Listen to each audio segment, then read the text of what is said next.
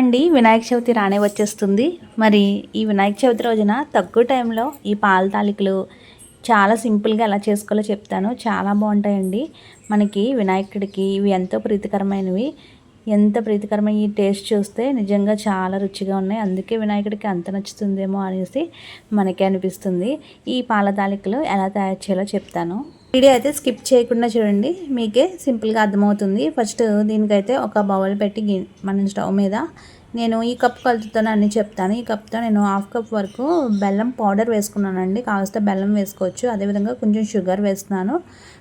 ఎక్కువ వాటర్ కూడా వేయకూడదండి, కొంచెం తక్కువగా వాటర్ వేసుకొని దీని అయితే మెల్ట్ చేయాలి.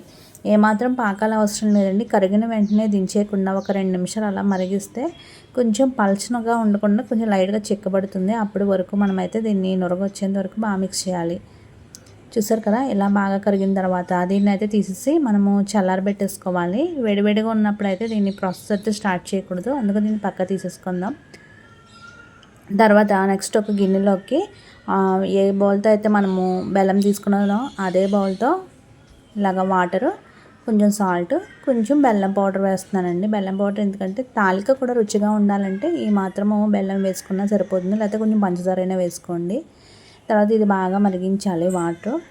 అలా మరుగుతున్న టైంలో మనం ఏ కప్తో అయితే వాటర్ తీసుకున్నామో అదే కప్తో వరిపిండి కూడా వేసుకోవాలి. వరిపిండి వేసుకున్నాక మనము ఇలా మిక్స్ చేసేసి స్టవ్ అయితే ఆఫ్ చేసేసుకోండి.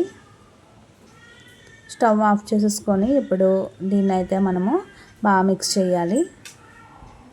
ఇలాగా మధ్య మధ్యలో మిక్స్ చేసుకొని రావాలి. ఇప్పుడు దీన్ని కొంచెం గోరువెచ్చగా ఉన్నప్పుడు దీన్ని అయితే మనము ఉండల్లాగా లేకపోతే తాలికల్లాగా చేసుకోవచ్చు. దీని అయితే ఫస్ట్ కొంచెం బాగా వేడిగా ఉంది కాబట్టి ఇలా మిక్స్ చేసేసి చల్లారబెట్టేసుకోండి. తర్వాత కొంచెం గోరువెచ్చగా అయిందండి. ఇప్పుడు చేత్తో బాగా మెదుపుతున్నాను. మనము తీసుకున్న క్వాంటిటీకి బాగానే పిండి అయితే మనకి మరీ పలుచగా కాకుండా మరీ ముద్దగా కాకుండా బాగా వచ్చిందండి. మీకు ఒకవేళ గట్టిగా అనిపిస్తే ఇలాగ నాలాగా తడి చేసుకుంటా ఈ పిండిని అయితే అద్దుకుంటే మనకి కరెక్ట్గా కన్సిస్టెన్సీ కుదురుతుందండి తాలికలు చేయడానికి. చూసారు కదా, బాగా మిక్స్ చేయాలి. చపాతీ పిండి ఎలా కలుపుతామో అలాగా దీన్ని ఉండలు లేకుండా బాగా మిక్స్ చేసుకోవాలి. ఇలాగా మనము తడి చేసుకుంటా మధ్య మధ్యలో దీన్ని మిక్స్ చేసుకుంటా దీన్ని ఒక చపాతీ ముద్దలాగా రెడీ చేసుకోవాలి. చపాతీ ముద్దలాగా మరీ గట్టిగా కాకపోయినా ఇలాగా కొంచెం పలుచగా, మరీ పలుచుకోకుండా ఈ మీడియంలా ఉంటే సరిపోతుంది. ఇప్పుడు కొంచెం కొంచెంగా మనం చిన్న చిన్న ఉండలు తీసుకొని తాలికల్లాగా చేత్తోనే అద్దుకోవాలండి. నాకైతే చాలామంది పొడిపిండి వేస్తాం దీన్ని తాలికలు చేస్తూ ఉంటారు. మనం తీసుకున్న నీళ్ళకి వరిపిండికి అసలు నాకైతే పొడిపిండే పట్టలేదండి. చూస్తున్నారు కదా, అస్సలు చేతికి అంటుకోవట్లేదు. అదేవిధంగా చపాతీ పీటకు కూడా అస్సలు అంటుకోవట్లేదు. ఇలా నేను మామూలుగానే చేసిస్తున్నాను.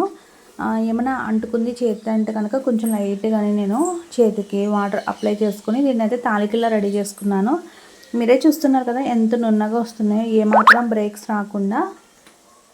ఇప్పుడు ఇలా కొన్ని నేను ఉండాలు చేసుకున్నాను, తర్వాత కొన్ని తాలికలు చేసుకున్నాను. కొంచెం పిండి అయితే వాటర్లో మిక్స్ చేసుకుంటున్నాను. ఇలాగ వాటర్లో మిక్స్ చేసేసుకోవాలి. ఇలా బాగా లమ్స్ లేకుండా మిక్స్ చేసుకోవాలండి. ఇది మనకి తాలికలు ఉడకబెట్టినప్పుడు ఉపయోగపడుతుంది. ఇలాగా మిక్స్ చేసుకొని పక్కన పెట్టుకోవాలి. ఇప్పుడు నేనైతే ఒక 1/2 లీటర్ మిల్క్ తీసుకున్నానండి. మరీ చిక్కగా ఉంటే బాగోవు కాబట్టి పాల తాలికలు కొన్ని వాటర్ వేసుకున్నాను. అదేవిధంగా సగ్గుబియ్యం వేసుకున్నాను. నేనైతే చిన్న సగ్గుబియ్యం తీసుకున్నాను. మీరు ఒకవేళ పెద్ద సగ్గుబియ్యం తీసుకుంటే కనుక కొంచెంసేపు వాటర్లో నానబెట్టుకొని అప్పుడు పాల్లో వేయండి. ఇవైతే తొందరగా ఉడికిపోతాయి చిన్న సగ్గుబియ్యం, అందుకే నేను వీటిని నానబెట్టుకోలేదు. పాల్లో వేసి ఉడకబెడుతున్నాను, మరిగిస్తున్నాను. ఇప్పుడు ఆ బౌల్ పక్కన పెట్టేసి ఇంకో గిన్నెలో కొన్ని వాటర్ వేసుకున్నాను. తాలికలు మునిగేలా వాటర్ వేసుకున్నాను. ఇలా మరుగుతున్నప్పుడు నేను తాలికలు అయితే ఇందులో వేసుకుంటున్నాను. ఇందులో ఎందుకు వేస్తున్నారండి, డైరెక్ట్గా పాల్లోనే వేసొచ్చు కదా అనుకుంటారు. అంటే మనకి తాలికలు ఉడికేలాగా పాలే తగ్గిపోతాయి కదండి, మరిగిపోతాయి ఎక్కువసేపు. మనకి పాలు కన్సిస్టెన్సీ అయితే తక్కువ అయిపోతుంది. అందుకే నేను కొంచెం లైట్గా వాటర్లోని ఉడకబెడుతున్నాను. ఇలాగా వాటర్లో ఉడికినాయండి, వాటర్ కూడా తగ్గింది. చూసారు కదా, ఇప్పుడు తాలిక కూడా చాలా బాగా ఉడికింది. ఇప్పుడు మనము మరుగుతున్న పాలలో ఇదైతే వేసేసుకొని దీన్ని అయితే ఒక 2 మినిట్స్ ఉడికించుకొని జాయిగా ఇరిగిపోకుండా తాలికలు దీంట్లో వేసేసుకోవాలి. ఇలాగా ఫ్లాట్గా ఉన్న గిన్నె తీసుకుంటే కనుక తాలికలు అంతా సరిపోతుంది. అదే దగ్గరగా చిన్న గిన్నె తీసుకుంటే తాలికలు ముక్కలుగా ఇరిగిపోతాయి. నేను ఈ మరిగించడము, వాటర్లో మరిగించడము, పాలలో మరిగించడము ఇవన్నీ చేస్తున్న తాలికలు అయితే అస్సలు ఇరగలేదండి. అలాగే మనకి ఇరిగిపోకుండా చక్కగా అలాగే ఉన్నాయి. పాలలో వేసుకొని ఒక 2 మినిట్స్ మరిగిస్తే సరిపోతుందండి. ఇందాక మనం రెడీ చేసుకున్న వరిపిండి వాటర్ కూడా ఇందులో వేసేసుకోండి. కన్సిస్టెన్సీ అయితే కరెక్ట్గా ఉంటుంది. అప్పుడు ఇలాగా దీన్ని కొంతసేపు ఒక 5 to 8 మినిట్స్ కానీ లేకపోతే ఒక 3 మినిట్స్ కానీ దీన్ని అయితే మరిగించుకోవాలి. మూత పెట్టేసుకొని దీన్నైతే మరిగించేసుకుందాం. తర్వాత కొంచెం మనకి తాలిక అనేది కొంచెం పాలు పీల్చుకుంటుందండి. ఇలాగా కొంచెం దగ్గరకు అవుతుంది. వరిపిండి వాటర్ కూడా వేసాం కాబట్టి ఇప్పుడు దీన్ని స్టవ్ ఆఫ్ చేసుకోవాలి. మొత్తం స్టవ్ ఆఫ్ చేసుకుని మాత్రమే బెల్లము పాకం పట్టుకొని ఉంచుకున్నాం కదా, అది వేసుకోవాలి. మనము స్టవ్ ఆన్లో ఉంచితే ఏమవుతుందంటే పాలు అనేది విరిగిపోతాయండి.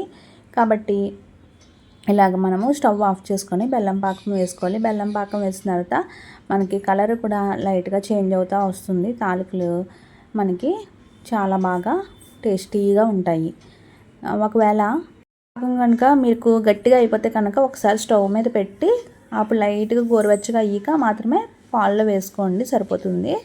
ఇలాగా మనం పాల్లో వేసేసుకున్నాక ఇలాగా బాగా మిక్స్ చేసేసుకొని కొంతసేపు అయితే పక్కన పెట్టేసుకుందాం. అంతేనండి, తాలికలు మనకి పాల తాలికలు అయితే రెడీ అయిపోయినాయి. చాలా బాగుంటాయండి, చాలా టేస్టీగా ఉంటాయి. తినే కొద్దీ తినాలనిపిస్తుంది. పరమాన్నం టేస్ట్లోని దీనికి మనకి మంచిగా కుదిరినాయండి. ఇలాగా పాల తాలికలు తక్కువ టైంలో వినాయక చవితికి నైవేద్యంగా పెట్టండి వినాయకుడికి. ఛానల్లో బెల్లం తాలికలు వీడియో కూడా ఉందండి, కావాలంటే అది కూడా చెక్ చేయండి. నేను డిస్క్రిప్షన్లో ఇస్తాను. నచ్చితే లైక్ చేసి షేర్ చేయండి. Thanks for watching.